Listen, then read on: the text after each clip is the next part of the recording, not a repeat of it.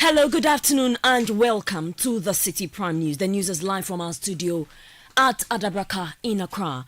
I am Zoe Abubeiduado. Coming up, heavy security deployed to Nkwanta South over renewed chieftaincy tensions. Also coming up, University of Ghana bans social gatherings over COVID-19 concerns. However, lectures will continue despite the spike in cases. We noticed that they were not observing the protocol, and so we needed to put out another statement to not to cancel but to sustain social gatherings because this is the time. Meanwhile, Ghana Health Service collaborates with university authorities to contain the outbreak.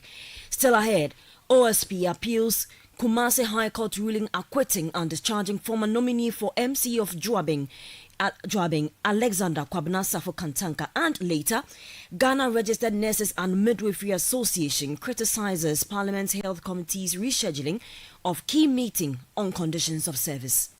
The rescheduling of the meeting, in our view, is in bad faith, since it may further delay the implementation of the agreed items. And we shall advise ourselves if any attempt is made to further delay the implementation. This bulletin is live across a number of our partner stations. In the Western region, we're on Premier 100.5 FM, Sky Power 93.5 FM, and Beach 105.5 FM in Takrade. In the Bono region, J Life 95.5 FM in Sunyani, Ashanti region, Orange FM 107.9 in Kumasi, Volta region, Akpini Radio 96.7 MHz in Pando, and Heritage 107.3 FM in Hohoi. Northern region, Dasuma 99.1 in Yendi, Upper East, Word FM 88.3 in Zuarungu, Upper West, Westlink 88.1 FM in Laura, and in the Northeast region on Eagle FM 94.1 FM in Wale Wale. We're also live on YouTube on Citi FM's YouTube page, as well as our Facebook and Twitter handles. Citi Prime News at 12 midday. Update you on all the running stories and connect you to the newsmakers. Many thanks for your time this afternoon. Now, heavy security has been deployed to Nkwanta South in the OT region following renewed chieftaincy conflicts in the area. The latest incident occurred yesterday when a group of individuals gathered to pour libation ahead of the upcoming Yam Festival but were disrupted by another group. For more on this, we've been joined by the Municipal Chief Executive for Nkwanta South, Joseph Entry, to get more on this issue or situation. Good afternoon, sir. Thank you so much for your time. Thank you very much, and good afternoon to you and your good listeners. Now, what have you been able to gather regarding the latest? We understand there was some shooting incidents yesterday. What have you been able to gather? Actually, the shooting started this dawn, and with the help of the security, I think things are sober and cool now in town. Just that the town part of it has been deserted. Everybody left that area. Now, there was libation. Is this supposed to mean that this was being done by a section of the people who are involved in this chieftaincy conflict? Yes. What happened was that just about a month plus, the regional minister for T invited the three ethnic groups to let them know the decision of the government and the security that no fashion to celebrate any festival in town. They all agreed. But to our surprise, yesterday, I was in the office and I had a lot of calls that a group or a faction is pouring libation to let people know there's going to be young festival, or the doors are open for anybody to bring yam to town. As I'm speaking to you, quickly we invited the security. They went around, tried to let the town know everything is under control. But to say Jack, from last dawn, we don't know what happened, and shooting started. So this morning around 8 that we quickly we also made arrangements. We spoke to the regional security coordinator, the military commander. He deployed men to add up to those who are here, and the situation is calm now. we are now going back to the office to sit down as MUSEC to look at the way forward and how to review things to make the town calm for us. We know some soldiers were deployed when the conflict began early part of this year. Are they still stationed there? Currently, yes, they come on duty. So I would say yes, a new badge just joined to take over from the old badge, so that they will stabilize the town for us. So the soldiers are in town, but the numbers were very few for us. So we requested for more men to add up for about 2 weeks ago, because the history is that anytime we set into a year, and from May, June, July, August, September, November, these things happen since 2021. So to take decision and then to come station down, we requested for men, and luckily yesterday we got the approval, and unfortunately yesterday was the same day this issue started again, which the military have joined the other colleagues to come station down. With the shooting incident that happened this dawn, were there any casualties? Yeah, I would say 2 people were shot, currently receiving treatment at the hospital. Aside that, there's no any major issue going forward. Thank you so much for your time. We'll come back to you when you are done with the MUSEC meeting, dealing with the situation in Nkwanta South, where there's renewed chieftaincy conflict. That's the Municipal Chief Executive for Nkwanta South, Joseph Entry, speaking to us there. Let's bring you some more stories. And the Dean of Students at the University of Ghana, Professor Rosina Tremanting, has clarified that lectures will not be suspended despite a rise in reported COVID-19 cases. The university's management had earlier issued a statement suspending all social gatherings after observing an increase in symptoms consistent with COVID-19.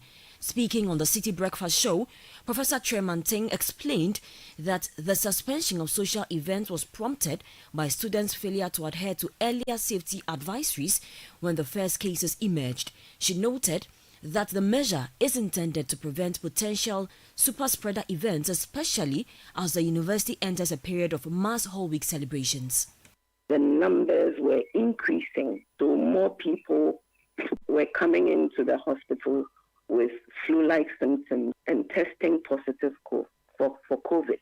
And so they advised us to let the students know that this is what is going on, and so they should observe the COVID protocols. That's why the first statement was issued on the 23rd of June. But we noticed that they were not observing the protocol, and so we needed to put out another statement not to cancel but to suspend social gatherings, because this is the time when most of the halls are having their hall weeks. The departmental associations are having their week celebrations and so on and so forth. And so the chances that more people are going to be infected, the chances are high. And so we needed to put that statement across. Reacting to concerns that the university may be overreacting by its directive, Professor Rosina Tremanting argued that the university is being proactive. Yeah, but we shouldn't wait for somebody else to do it before we do it. We work very closely with our health services directory, and they have been updating us with the numbers, and we see that the numbers are going up. And so we are not going to wait till it gets out of hand. So we want to make sure that it's brought under control, and then we can go on with our normal activity. Okay. Professor Rosina Tremanting is Dean of Students of the University of Ghana. Let's still stay with this story because the Ghana Health Service has released a statement, and it's been speaking about the recent development at the University of Ghana. And I'll read excerpts of that statement signed by Professor Samuel Kaba Akoria. And it says that in recent weeks, an uptick in COVID-19 cases has been observed, currently limited to the University of Ghana community. The Ghana Health Service is actively collaborating with the university authorities to contain the outbreak and review measures in response to the evolving situation. The current cases are all mild with no admissions. However, if anyone experiences any of the following symptoms, including fever or chills, cough, sore throat, general bodily weakness, shortness or difficulty in breathing, loss of taste or smell, immediately report to the nearest hospital. Although the current outbreak is localized, the public is urged to remain vigilant. Frequent hand washing and mask wearing in crowded or poorly ventilated spaces remain essential. The Ministry of Health, through the Ghana Health Service, assures the university community and the public that all necessary steps are being taken to prevent further spread and to control the outbreak effectively. So that's a statement signed by the Ghana Health Services Acting Director General, Professor Samuel Kaba Akoria. Away from that now, the Minister of Education, Haruna Idrisu, is urging the West African Examinations Council, WAEC, to ensure there are no delays in the release of the just ended 2025 Basic Education Certificate Examination, BECE, to prevent anxiety among Ghanaians. He made this call at the 2025 West African Examination Council Distinction Awards ceremony this morning.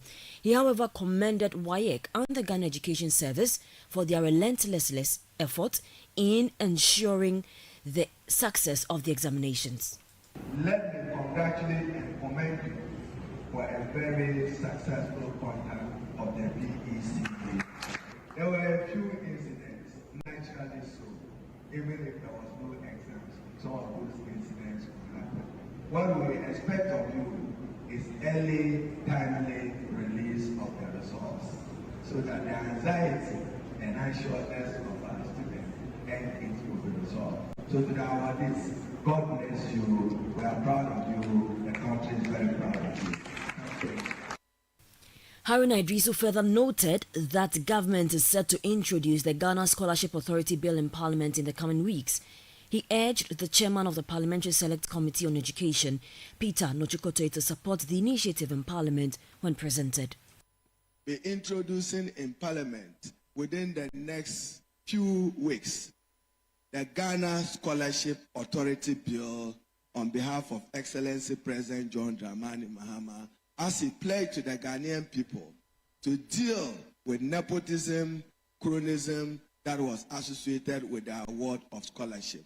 As I introduce the bill, Chairman, I have the pleasure of President John Dramani Mahama to announce today that these award winners of 3, the President has asked me to expand it to 10 awardees. And those awardees, overall best performing candidates in WASI. That was the Education Minister, Haruna Idrisu. President John Dramani Mahama says Ghana has spent approximately $67 million on vaccines in recent years through its partnership with Vaccine Alliance, Gavi. He added that the government has already paid $20 million this year as part of its co-financing obligations. Speaking at the Global Health Summit organized by Gavi and Bill and Melinda Gates Foundation in Brussels, President Mahama outlined Ghana's ambition to transition from being a Gavi-supported country to becoming a donor nation by 2030. Our partnership with Gavi is one of co-finance, and I'm proud to say that over the recent years, we spent almost $67 million on vaccines in partnership with Gavi. One of my first decisions as president was to uncap our national health insurance. The previous government had put a cap on the statutory fund of the national health insurance. So excess funding above a certain percentage of the budget went back into the consolidated fund. By uncapping the national health insurance, we've been able to give the insurance fund more than 3.5 billion cedis more. And so this has enabled the health insurance fund that puts up the funding for our partnership with Gavi to be able to front load $20 million for our co-finance partnership with Gavi this year. President John Dramani Mahama. You're still listening to the Citi Prime News. I am Zoe Abubeiduade. Still to come, Ghana Registered Nurses and Midwifery Association criticizes Parliament Health Committee rescheduling of key meeting on conditions of service. The burden as it The rescheduling of the meeting, in our view, is in bad faith, since it may further delay the implementation of the agreed items, and we shall advise ourselves if any attempt is made to further delay the implementation. Citi Prime News at 12 midday updates you on all the running stories and connects you to the newsmakers. Thank you so much for your time. Welcome back to the Citi Prime News. We take you to the Central Region, where the Cape Coast Municipal Assembly is set to resume the demolition of unsafe buildings following the collapse of another structure yesterday. This latest incident brings the number of deaths from similar building collapses in the Central Region to 3. City authorities had earlier begun demolishing weak structures to prevent such tragedies, but the exercise was suspended after facing strong resistance from some residents. The mayor of Cape Coast, George Justice Arthur, says the assembly is now working to secure temporary shelter for people affected by the collapse before continuing with the demolishing exercise. The building as it collapsed, I have actually urged that this building must also be demolished because it's collapsed beyond repairs. There's nothing we can do for its restoration. We have to demolish. So it's part of the buildings that I have ordered to be demolished. We have about 21 people, occupants. If you look at the stretch, all these buildings are affected. So we are going to demolish all of them. However, the MP for Cape Coast South, Honorable George Kweko-Reketega, visited the initial one that actually happened and trapped 2 elderly persons. And we visited other places that we earmarked for demolition. So he brought some relief items to them. Then he also left an amount of 100,000 Ghana cedis with me to cater for all these victims. So there is a relief items for them, and we have made adequate preparation for all these victims. Where to lay their head is what we are contemplating about as I'm talking with you. But Assembly is also taking that aspect, and we make sure we get them a place to sleep. You heard the mayor of Cape Coast, George Justice Arthur. Member of Parliament for Wager, Jerry Ahmed Shaib, says a more sustainable approach is needed to address flooding in the constituency. He notes that while interventions such as dredging and desilting have helped reduce the severity of floods, the construction of storm drains remains the lasting solution. The MP is also calling on the Ministry of Works and Housing and other relevant agencies to urgently repair a storm drain and a partially collapsed culvert at Gbawe to avert potential loss of lives and property.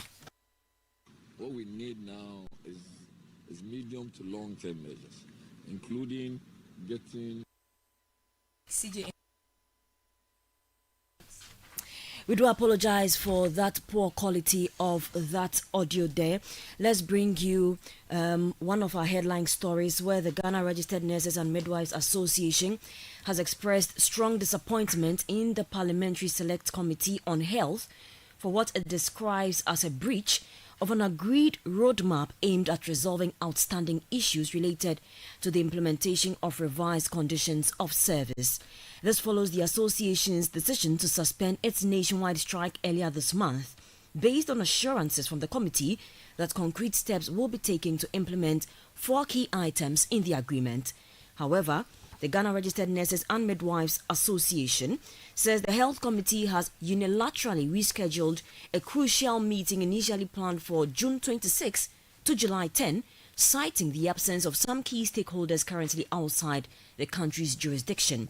Addressing a press conference in Accra, President of the association, Perpetual Oforiampo, criticized the development, warning that failure to meet the agreed timeline in good faith could compel the association to resume industrial action. The strike was suspended in good faith, and we expect nothing less than a reciprocity of same. The rescheduling of the meeting, in our view, is in bad faith, since it may further delay the implementation of the agreed items. We have, however, decided to give the committee the benefit of hindsight and still trust that their engagement with the Ministries of Health and Finance will be productive. Number 2, we demand the implementation of the 4 agreed items not later than July 2025. This is non-negotiable, and we shall advise ourselves if any attempt is made to further delay the implementation. President of the Ghana Registered Nurses and Midwives Association, Perpetual Ofori Ampofo. Now, suspended Chief Justice Gertrude Tokonu has filed a fresh judicial review application at the High Court seeking to quash the ongoing impeachment proceedings against her. This marks the second legal action initiated personally by Justice Tokonu.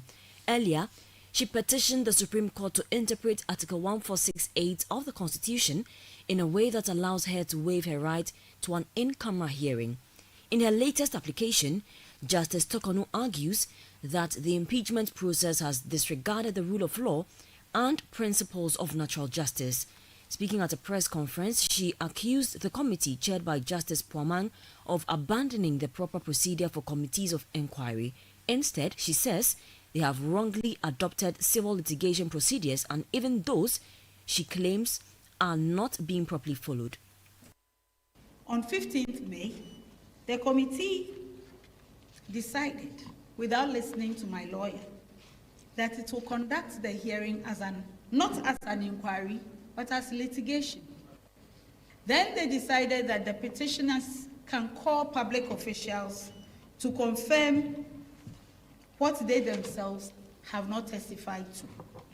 This strange process has been followed up, and witness after witness has been called, like Nebuchadnezzar's situation, in which he demanded that the magicians in his court should tell him his dream and also interpret it.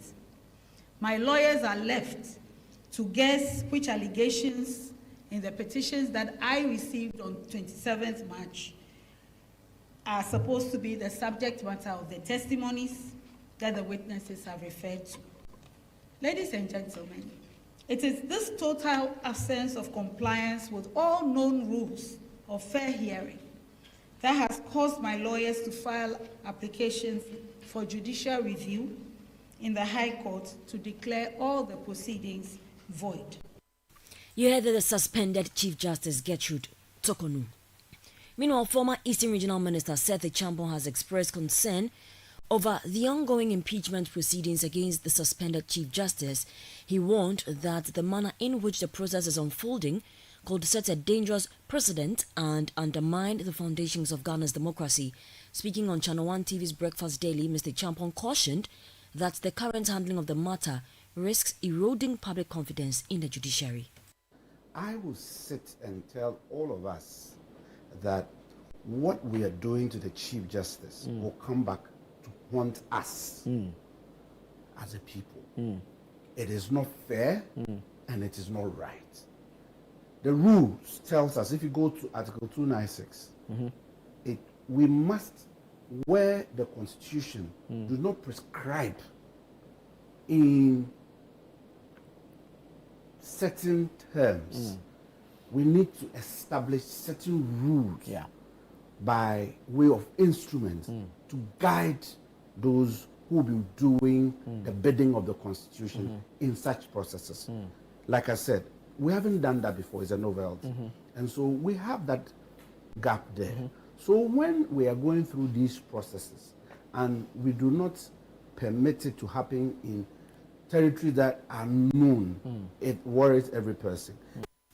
That was the former Eastern Regional Minister Seth Champon there. Let's now hear from a member of the National Democratic Congress communications team, Frederick Inama, who argues that the Chief Justice's recent press conference reinforces the case for her removal. According to him, Justice Tokonu breached her judicial oath by disclosing confidential details of the ongoing proceedings.